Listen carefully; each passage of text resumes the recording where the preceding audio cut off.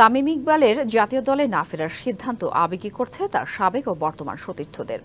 মুশফিকুর রহিম, মাহমুদুল্লাহ রিয়াদ, নাজমুল হোসেন শান্তরা সামাজিক মাধ্যমে তামিমকে নিয়ে দিয়েছেন বিদায় বার্তা।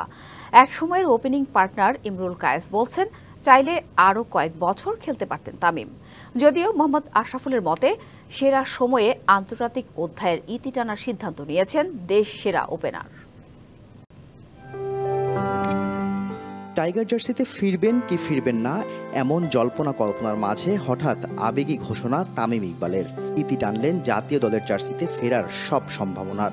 দেশের ক্রিকেটের সর্বকালের সেরা ওপেনারের এই ঘোষণায় স্মৃতিকাতর হয়েছেন সাবেক সতীর্থরাও। জাতীয় দলের সাবেক আর ফরচুন বরিশালের বর্তমান সতীর্থ মুশফিকুর রহিম এবং মাহমুদুল্লাহ আবেগী পোস্ট দিয়ে তামিমকে বিদায় জানিয়েছেন। দীর্ঘদিনের ওপেনিং পার্টনার ইমরুল কায়েস আগে থেকেই জানতেন তামিমের সিদ্ধান্ত। বন্ধুর সিদ্ধান্তকে সম্মান জানালেন তিনিও। এটা আসলে এর আগেও ডিসিশনটা নিয়েছিল, মাঝে আমরা অনেক এটা নিয়ে আলোচনা করেছিলাম, বাট পার্সোনালি ওর সাথে আমি যতবারই জিজ্ঞেস করছি ও আমাকে একই কথা বলছিল, দোস্ত আমি যে ডিসাইড করছি এটাই আমার ফাইনাল। 25 বছরের ওয়ারেন্টিযুক্ত দীর্ঘস্থায়ী দরজা প্রোটেক্টর, আধুনিক ও মজবুত দরজা। তামিমকে নিয়ে হয়তো ইমরুলের কিছুটা আক্ষেপও আছে, কেননা বন্ধুকে আরও কিছু বছর দেখতে চেয়েছিলেন জাতীয় দলের জার্সিতে।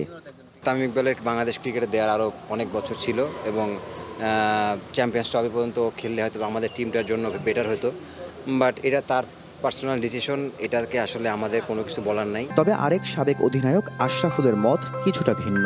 তিনি জানিয়েছেন সেরা সময়ে অবসর নিয়েছেন। আমরা সবাই আশা করেছিলাম যে হয়তোবা সে আবার ফিরে আসবেন, কিন্তু যেহেতু প্রত্যেকটা প্লেয়ারেরই যার যার ডিসিশন নেওয়ার অধিকার আছেন এবং সে চিন্তা করেছেন আর ফিরে আসবেন না ইন্টারন্যাশনাল ক্রিকেটে। গুড লাক ফিউচারের জন্য। সাবেক সতীর্থরাই নন, জাতীয় দলের অধিনায়ক নাজমুল হোসেন শান্ত সামাজিক মাধ্যমে তামিমকে জানিয়েছেন বিদায়ী বার্তা। ফরচুন বরিশালের সতীর্থকে জাতীয় দলে ফেরাতে কম চেষ্টা করেননি শান্ত। সফল না হলেও তামিমকে শুভকামনা জানান তিনি। Shahriar Hossain, DBC news, Sylhet.